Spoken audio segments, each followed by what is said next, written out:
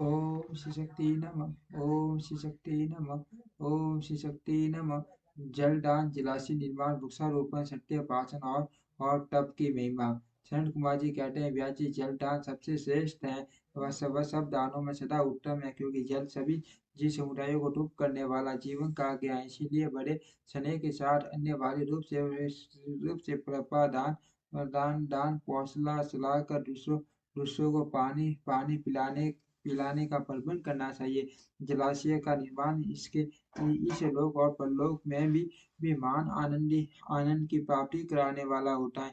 ये सत्य है, इसमें संशय नहीं है। इसीलिए मनुष्य को चाहिए कि वह कुआं, बावड़ी और तालाब बनवाए। कुएं में जब पानी निकल आता है, तब वह पापी पुरुष के पाप क्रम आधा आधा भाग हर लेता है, तथा सत्य क्रम में लगे हुए मनुष्य को सदा समस्त पापों को हर लेता है।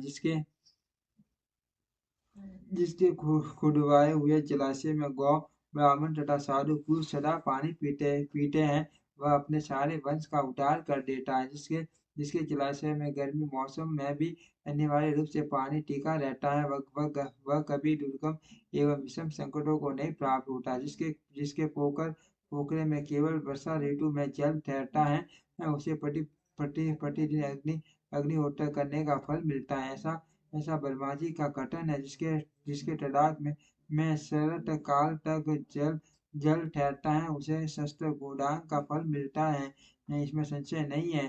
जिसके तालाब में हेमंत और शिशिर ऋतु तक पानी मौजूद रहता है, वह बहुत से शूरवीर मुद्राओं की दक्षिणा से युक्त यज्ञ का फल पाता है। जिसके सरोवर में वसंत और ग्रीष्म काल तक पानी बना रहता है, उसे उसे अति रात्र और अश्वमेघ यज्ञ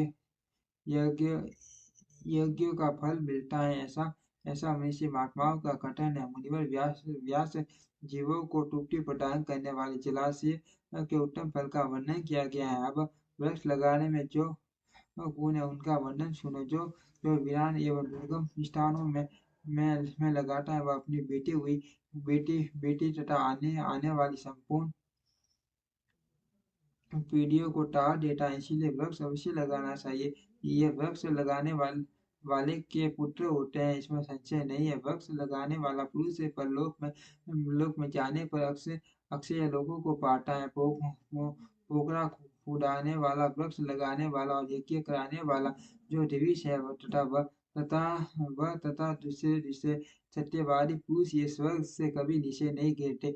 सत्य ही परम ब्रह्म है, सत्य ही परम तप है, सत्य ही श्रेष्ठ यज्ञ है और सत्य ही उत्कृष्ट शास्त्र ज्ञान है। सोए हुए पुरुषों में सत्य ही जागता है, सत्य ही परम पद है, सत्य से ही पृथ्वी टिकी हुई है और सत्य में ही सब कुछ प्रतिष्ठित है। तप, यज्ञ, पुण्य और देवता, ऋषि और पितरों का पूजन, जल और विद्या विद्या ये सब सत्य पर ही अवलंबित है। सबका आधार सत्य ही है। सत्य ही यज्ञ, तप, दान, मंत्र, सरस्वती देवी तथा ब्रह्मचर्य है।